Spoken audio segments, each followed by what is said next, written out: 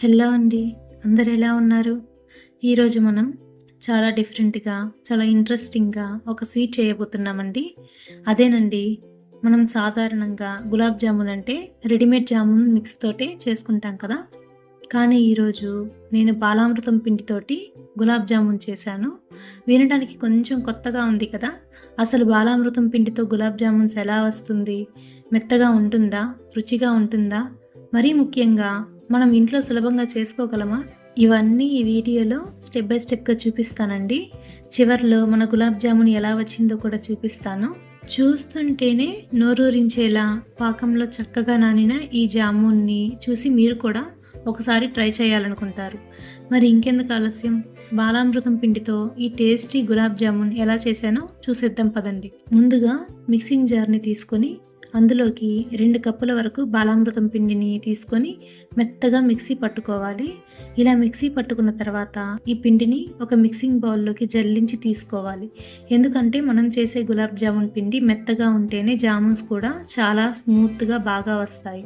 జల్లించిన తర్వాత ఏమైనా పిండి మిగిలి ఎక్కువగా ఉంటే దాన్ని కూడా మళ్ళీ మిక్సీ పట్టి జల్లించి తీసుకోండి. ఇప్పుడు మనం ఎన్ని కప్స్ అయితే బాలామృతం పిండిని తీసుకున్నామో అన్ని కప్స్ గోధుమ పిండిని కూడా తీసుకోవాలి. ఇందులో గోధుమ పిండి వేయడం వల్ల పిండికి కొంచెం జిగురు తత్వం వచ్చి ఉండలు చేసుకోవడానికి వీలుగా ఉంటుంది. ఇలా బాలామృతం పిండి, గోధుమ పిండి రెండిటిని ఒకసారి బాగా కలుపుకొని ఇందులోకి 1-2 టేబుల్ స్పూన్స్ నెయ్యి లేదా నూనె వేసుకోవాలి. నెయ్యి వేసుకుంటే జామున్స్కి మంచి టేస్ట్ వస్తుంది. ఇప్పుడు ఈ పిండి అంతా నెయ్యికి బాగా పట్టేలా చేతితో కలుపుకోవాలి. చేతితో పిండిని గట్టిగా వత్తినప్పుడు ఇలా ముద్దగా ఫామ్ అయ్యేలా ఉండాలి. ఆ తర్వాత కొంచెం కొంచెంగా నీళ్లు పోసుకుంటూ చపాతీ పిండి కంటే కొంచెం సాఫ్ట్గా పిండిని కలుపుకోవాలి. ఇక్కడ నీళ్లకు బదులుగా మీరు పాలు కూడా ఉపయోగించుకోవచ్చు. చూడండి, పిండి ఇలా సాఫ్ట్గా ఉండాలి. ఇప్పుడు ఈ పిండిని అరగంట పాటు పక్కన పెట్టి రెస్ట్ ఇవ్వాలి.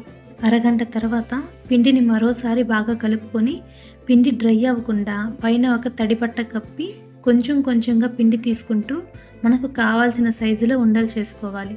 ఇక్కడ ఒక ముఖ్యమైన విషయం ఏంటంటే ఉండలు చేసేటప్పుడు ఎక్కడ క్రాక్స్ లేకుండా స్మూత్గా ఉండేలా చేసుకోవాలి. అలా చేస్తే ఫ్రై చేసేటప్పుడు కూడా జామున్స్ పగిలిపోకుండా చక్కగా వస్తాయి. ఇలా ఉండలన్నీ చేసుకున్న తర్వాత ఇవి డ్రై అవ్వకుండా మళ్ళీ తడిబట్ట కప్పి పక్కన పెట్టుకోవాలి. బాగా గుర్తుంచుకోండి, ఇది పిండి డ్రై అవ్వకూడదు. వీటిని క్రాక్స్ లేకుండా చిన్న చిన్న ఉండలుగా చేసుకోవాలి. ఈ 2 టిప్స్ మాత్రం బాగా గుర్తుపెట్టుకోండి.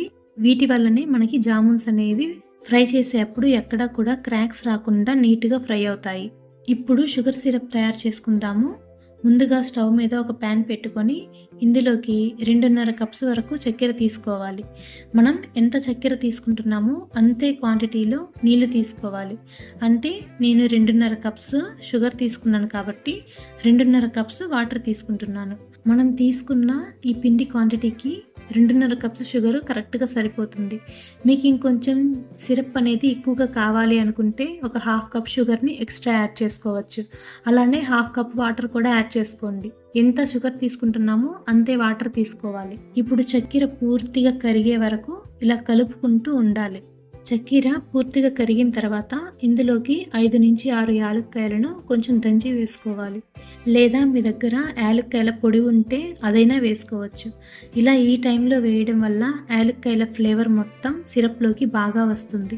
ఇక్కడ మనకి పాకం అవసరం లేదు. చక్కెర పూర్తిగా కరిగి సిరప్ కొంచెం స్టిక్కీగా అనిపించేంత వరకు మాత్రమే వేడి చేసుకుంటే సరిపోతుంది. అలా అయిన తర్వాత స్టవ్ ఆఫ్ చేసి సిరప్ మీద మూత పెట్టి పక్కన పెట్టుకోవాలి. ఇప్పుడు జామున్స్ని ఫ్రై చేద్దాం. స్టవ్ మీద ఇంకొక ప్యాన్ పెట్టుకొని డీప్ ఫ్రైకి సరిపడా ఆయిల్ వేసి మీడియం హీట్ మీద వేడి చేసుకోవాలి.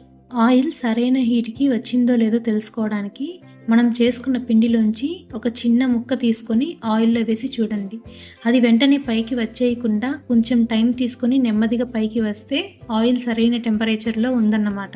ఇప్పుడు ఒక్కొక్కటిగా మనం చేసుకున్న ఉండలను ఆయిల్లో వేసుకోవాలి. వేసిన వెంటనే ఎక్కువగా కలపకండి. కొంచెం సేపు అలాగే ఉండనిచ్చి ఆ తర్వాత నెమ్మదిగా తిప్పుతూ రెండు వైపులా మంచి గోల్డెన్ కలర్ వచ్చేంత వరకు ఫ్రై చేసుకోవాలి.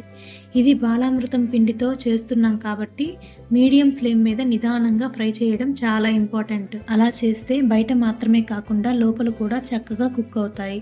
చూడండి, మంచి గోల్డెన్ కలర్ వచ్చాక ఒక్కొక్కటిగా ఆయిల్లో నుంచి తీసి మనం ముందుగా ప్రిపేర్ చేసి పెట్టుకున్న షుగర్ సిరప్లో వేయాలి. అలా వేసిన వెంటనే సిరప్లో బాగా సోక్ అయ్యేలా మూత పెట్టి ఉంచాలి. మిగిలిన ఉండలను కూడా అదే విధంగా మీడియం ఫ్లేమ్ మీద రెండు వైపులా మంచి గోల్డెన్ కలర్ వచ్చేంత వరకు ఫ్రై చేసుకొని షుగర్ సిరప్లో వేసుకోవాలి.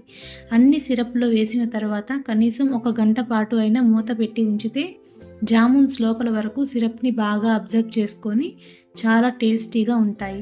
ఇక ఈ రెసిపీలో బాలామృతం పిండిలోనే కొంత స్వీట్నెస్ ఉంటుంది కాబట్టి మనం తీసుకున్న 2.5 కప్స్ షుగర్ సిరప్ క్వాంటిటీ ఈ మెజర్మెంట్స్కి సరిపోతుంది. ఇప్పుడు చూడండి, మన బాలామృతం పిండితో చేసిన గులాబ్ జామున్స్ ఎంత చక్కగా వచ్చాయో. బయట నుంచి గోల్డెన్ కలర్లో ఉండి లోపల కూడా చాలా బాగా కుక్ అయ్యాయి.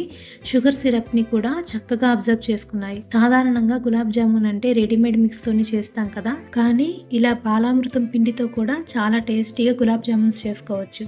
మరి మీరు ఎప్పుడైనా బాలామృతం పిండితో గులాబ్ జామున్స్ చేశారా? చేస్తే మీకు ఎలా వచ్చాయో కమెంట్ చేసి నాకు చెప్పండి. ఈ రెసిపీ మీకు నచ్చితే ఒకసారి తప్పకుండా ట్రై చేసి చూడండి. వీడియో నచ్చితే లైక్ చేయండి, మీ ఫ్రెండ్స్ అండ్ ఫ్యామిలీతో షేర్ చేయండి. ఇలాంటి కొత్త టేస్టీ రెసిపీస్ కోసం విఎన్పి కుకింగ్ బ్లాగ్స్ ఛానల్ని సబ్స్క్రైబ్ చేసుకోవడం మర్చిపోవద్దు. మళ్ళీ ఇంకొక మంచి రెసిపీతో కలుద్దాం. Thank you for watching.